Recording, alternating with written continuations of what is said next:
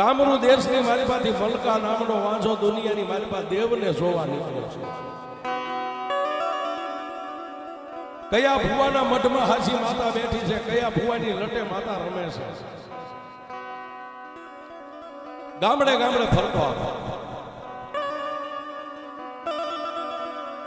કોઈ ગામડા ગામની માલપા માથે હવાક વેતની સોટલી ભાળી જાય એનું બાવડું પકડીને એમ કે કઈ માતાનો ભૂવો છો? આ કઈ માતાનો ભૂવો છો? કે હું માતાજી ચામુંડાનો ભૂવો છું. તારી માતા ક્યાં મને દેખાય? એટલે સાહેબ ગામડાના ભુવાને ખબર ન હોય કે આની પાસે શું હોય છે.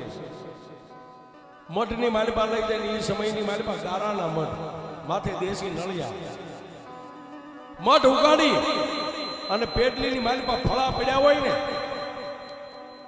એ ગામડા ગામનો ભૂવો મલકા વાંધાને એમ કે આ માતાજી ચામુંડા છે, આ ખોડિયાર છે.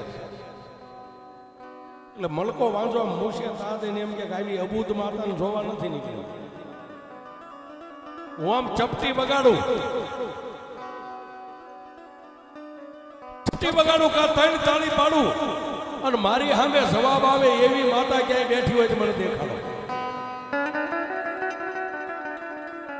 અને જો તારી માતા હાચી હોય ને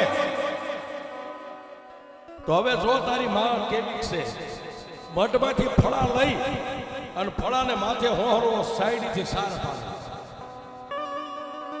એની માલિપા કાળો દોરો હોહરવો પોરવી અને હાથી હારે લાવેલો હાથીના પગે ફળા બાંધી દે.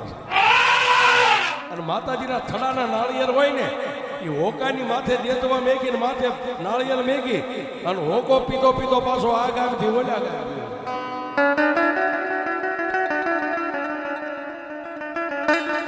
હાથીના 4 પગ આવે, એક એક પગે હવા હવા મણ માતાના ફળા બાંધેલા, ગામડે ગામડેથી ફળા ઉપાડી લીધેલા છે. અને તને એમ હોય કે રાફડા હુણા હોય, બધે રાફડા હુણા ન હોય, ક્યાંક મણિધર બેઠો